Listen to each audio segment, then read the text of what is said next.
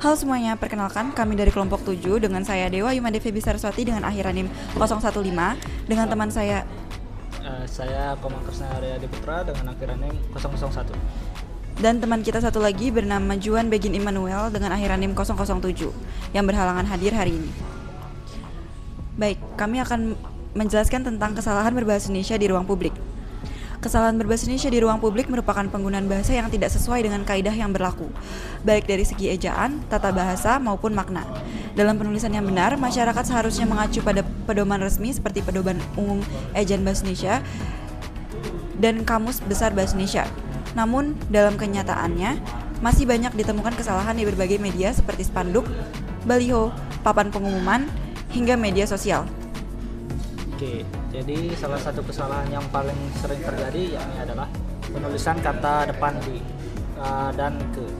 Nah, jadi banyak orang masih keliru untuk membedakan membedakan penggunaannya sebagai kata depan atau imbuhannya. Nah, jadi semisal nih dari penulisan seperti dilarang merokok, seharusnya ditulis dengan dilarang merokok. Nah, seperti itu.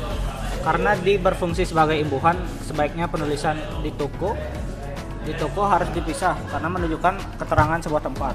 Oke. Jadi kesalahan sederhana ini sering dianggap sepele, padahal sangat mempengaruhi ketepatan bahasa. Selain itu, kesalahan penggunaan huruf kapital juga kerap ditemukan. Misalnya, penulisan "Selamat datang di Jakarta" yang seharusnya "Selamat datang di Jakarta" J-nya besar. Huruf kapital memiliki aturan yang jelas, terutama dalam penulisan nama tempat, nama orang, dan awal kalimat. Ketidaksesuaian dalam penggunaan huruf kapital dapat membuat tulisan terlihat kurang rapi dan tidak profesional.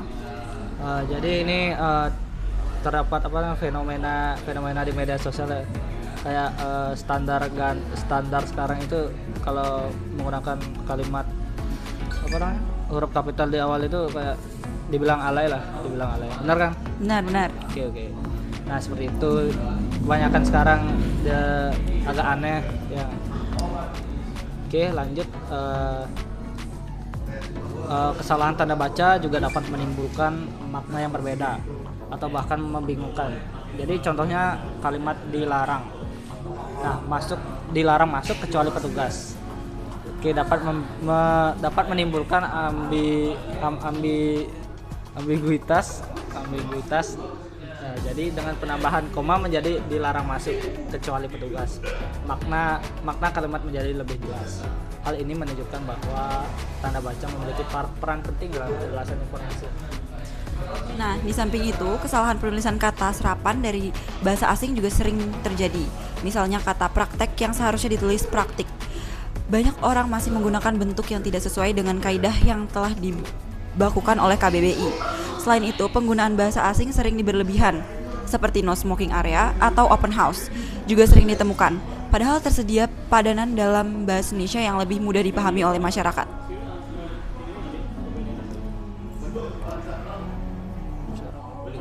Jadi kesalahan berbahasa di ruang publik dapat disebabkan oleh berbagai faktor.